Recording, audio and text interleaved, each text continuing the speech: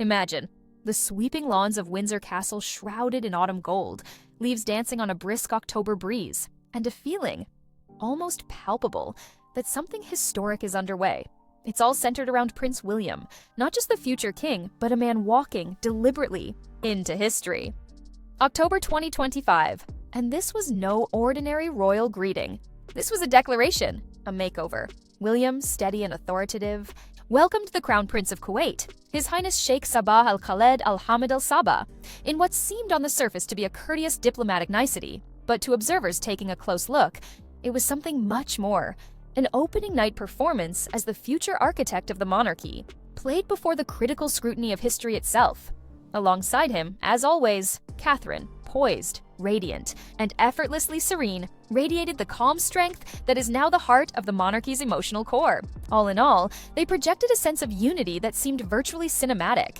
Power and elegance intertwined, the ideal figure of continuity confronting change. For months, palace onlookers have speculated about what's to come. The term transition has hovered like a ghost through late-night briefs and tittle-tattle pages. A gentle handover? A silent switch of power from father to son? And then, this Windsor tableau. The cameras rolled, the world watched, and William wasn't merely taking part, he was running the show. He controlled the proceedings, dictated the tone, and glided with the measured ease of a man already burdened with the weightless crown. King Charles III is still the unshakable symbol of tradition, but even tradition is humbled by time. His extensively reported struggles with health, the toll of continued cancer therapy, and the slow passing on of royal responsibilities have all been flagging arrows pointing toward an inevitability. The next page in the book of the monarchy has already started to write itself. This encounter with the royal family of Kuwait might have appeared mundane, another handshake down history's table, but wasn't. It was a portent of William's time coming into being in real time, with Catherine as both partner and pillar by his side. Royal observers didn't merely observe diplomacy that day. They witnessed succession unfolding. The palace's official social media account swamped the world with flawless photographs. William in his classic navy suit, stance firm, eyes tranquil yet unyielding. As he shook hands with the visiting crown prince, it wasn't mere protocol. It was symbolism. That handshake had spoken, I am prepared to protect what my father established, and to take it forward. Each smile, each frame, was calculated, the careful ballet of a monarchy very slowly shifting gears. And in the background, murmurs outside the castle walls were already churning. Had the crown really started its passing of the baton? Was this the start of the co-reign the tabloids like to suggest? A monarch resting, and the heir assuming the reins of FaceTime and power? Because the reality is, power is influence long before there's a change of title. And that evening, William held court. Catherine's presence made it even greater. She has mastered the art of drawing attention without asking for it. Poise that disarms critics and captures hearts in one breath. Behind her gentle graciousness is steel. Behind her, smiles strategy. To the outside observer, it was just another ceremonial task. But to those in the know, to those who understand how precisely royal optics are managed, it was obvious. This was practice for the throne, but what really energized the moment came afterward. A few hours later, a brief video appeared on the couple's official channels. It was basic, raw, and brutally honest. In it, William and Catherine addressed the public directly, their tone gentler than normal, their words more intimate. It wasn't royal manners, it was human frailty. They teased, barely perceptibly, at what's ahead, that the monarchy's next evolution is no longer on paper, it's already happening. Royal. Observers parsed every shot, William's serene confidence, Catherine's quiet reassurance, the manner in which their words tangoed between duty to the king and subtle recognition that time is a speedy thing.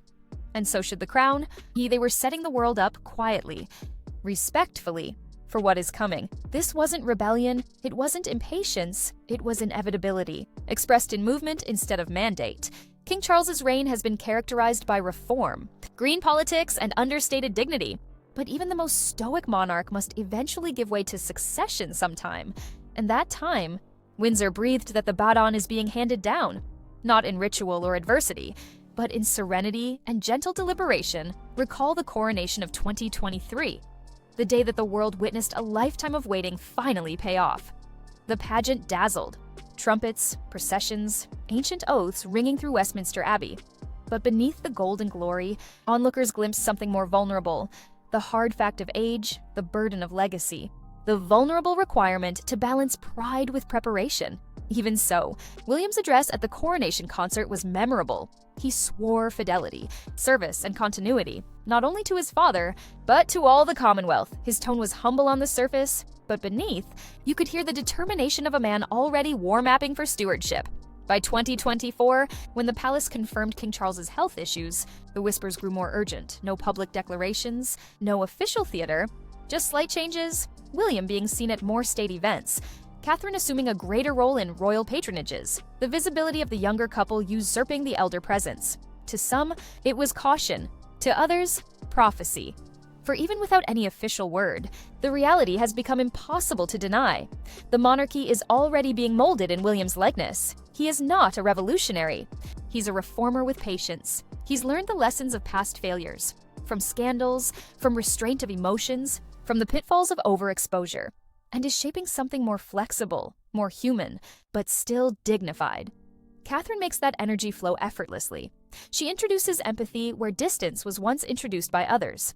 Together, they've created a brand of royalty that feels less like a fortress and more like a bridge, a connection between palace, life and everyday life not seen since Diana herself. And that is why this Windsor meeting is so compelling. It wasn't a matter of welcoming a foreign dignitary. It was a matter of announcing, silently but surely, the next chapter has already commenced.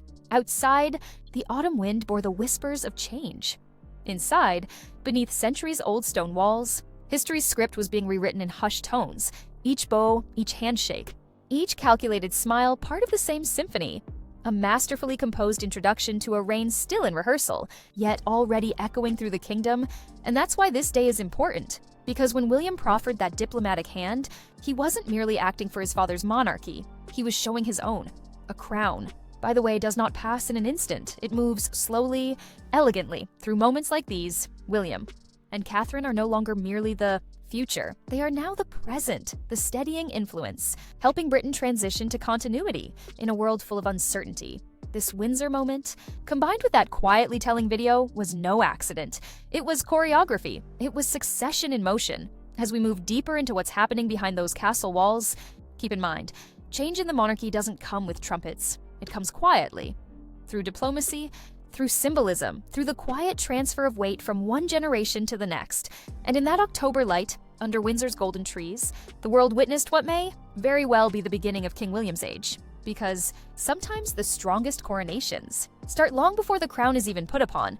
One diagnosis upended it all. A cancer, not specified, but unrelenting, started to seize King Charles's life with the harsh precision of destiny. Almost overnight, the formerly familiar cadence of royal outings started to grind to a halt. The public appearances, once incessant, grew few and far between, and yet, even as his body grew frail, his presence would not abate. Even behind palace walls, Charles's spirit persisted by meticulously captured video messages, scribbled notes, and meticulously timed symbolic actions. He reminded everyone that the crown continued to sit squarely on his head, while the pressure of it tightened every day. But someone else had already started feeling that pressure as well. Prince William, the steadfast heir, the placid eye of the hurricane, began quietly to take on what his father could no longer bear. The change wasn't sudden, it was intentional. From international Earthshot Prize galas to somber D-Day celebrations, William's calendar became heavier with each month. Every ceremony, every handshake, became not merely obligation, but practice. Behind the doors of Adelaide Cottage, the change went deeper. Late at night, sources indicate, William sifted through state briefings by the light of desk lamps, ringed by folders bulging with international policy. Alongside him, Catherine, serene, exact, perpetually calm, stepped into confidant and compass roles. Her poise, her roots, her gift for calming turbulence without losing authority, all of these leveled the playing field. This was not an abrupt transfer of power, it was architectural, deliberate, stacked, constructed brick by still brick, a dynasty creating its own unfolding. The moment of change came in summer 2025, when father and son stood shoulder to shoulder in front of the Commonwealth, a brief public show of unity. Charles delivered in regal tones. William listened with tempered respect, but behind the decorum there was action, unseen, but certain. Each word Charles said leaned ever so slightly in the direction of the future. Each look over at William was like a gentle passing over. It was a passing of flame, rather than spectacle, and all who witnessed that instant, from palace staff to reporters, knew the monarchy's balance had tipped ever since. William's sphere of influence has stretched far beyond ceremonial tradition. He now humbly holds sway over issues once strictly the province of the sovereign. Foreign policy, environmental policy, and even initial defense briefings. He is not yet the king, but he is now the center of gravity. The same is true for Catherine's transformation.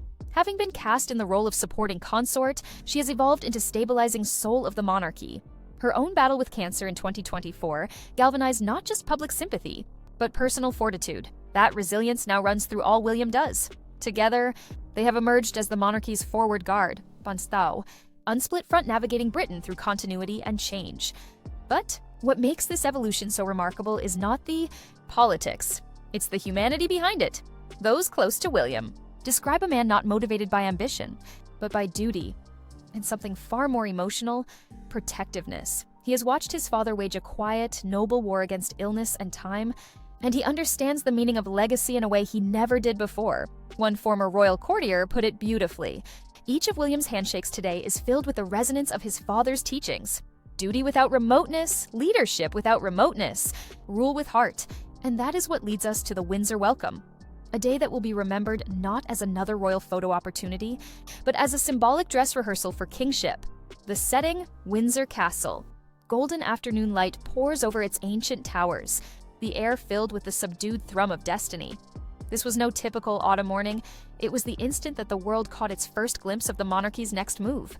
Very much alive, intent, unmistakable. King Charles's shadow lingered, indeed. But William now occupied the light as the motorcade of the Crown Prince of Kuwait rattled down the drive, flags waving triumphantly. The scene was already being played. William waited in line, back straight, face serene but commanding. The picture of unspoken authority when he reached out to greet the prince and said, "Welcome to Windsor, Your Highness." His voice rang out over the courtyard with effortless authority, not brash, but strong. No drama, no overstuffed retinue. Just William, Catherine, and a few aides, a conscious visual counterpoint to the pomp looming behind them. An indication that power doesn't require more to get respect. The Kuwaiti prince, a central figure in Gulf diplomacy, had arrived to form an alliance and talk. What he discovered was a host representing both.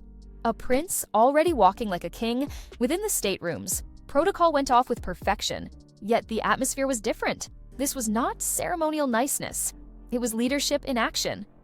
Catherine's cobalt dress reflected the Windsor sky, dramatic and symbolic, peace-meeting steel. Her curtsy was precise, her speak warm, her timing flawless. She and William moved in perfect harmony. Two halves of a single crown. Royal correspondent Rebecca English, reporting live from the scene, observed what everyone at the palace already knew. The staff's admiration, the same respectful quietude once saved for the reigning monarch, now came naturally to William. It wasn't rebellion. It was instinct. Over lunch, the change was even more pronounced. Menus blended British heritage with Kuwaiti taste. Shepherd's pie alongside saffron rice, Yorkshire pudding served with subtle Middle Eastern spices. But the dinner was only a backdrop for discussion. William segued effortlessly, connecting subjects from commerce and defense to climate technology, interweaving diplomacy and imagination like an experienced head of state. He talked of earth-shot partnerships, of green energy, of collaborative schemes between Britain and the Gulf, and each word echoed the new path of the crown: pertinent, progressive, international.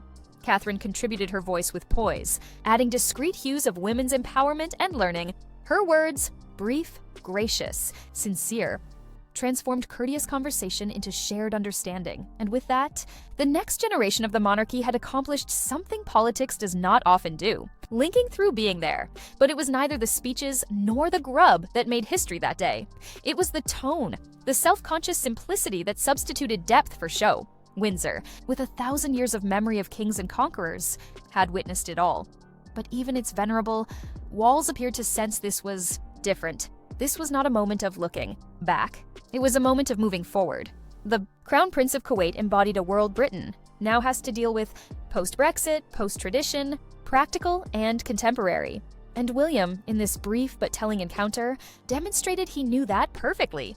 It was diplomacy, indeed, but also proclamation, not in speech, but in bearing, not through strength, but through accuracy. Each move spoke volumes. The calculated smile, the easy assurance, the firm but unassuming handshake, all indicating that the monarchy's reigns had passed subtly, irrevocably into new hands. It was succession without pomp. The day William staked his claim quietly on the hill of history, and perhaps the most revealing moment came later, once the guests had gone, as the motorcade drove away and Windsor's great gates clanged shut. Something in the air changed. The centuries-old castle appeared to sigh, as if clearing the way for the king to enter. Later, when the video played on screens, each frame was scrutinized. Royal observers zoomed in on expressions, postures, tone. What they witnessed wasn't pomp. It was power. A new power. Disciplined, modern, human. 'Tis wasn't William doing the king's bidding. This was William demonstrating that he could be the king. And in Catherine's soft assurance at his side, her nods, her looks, her soothing presence, the stability of the monarchy found its visual anchor.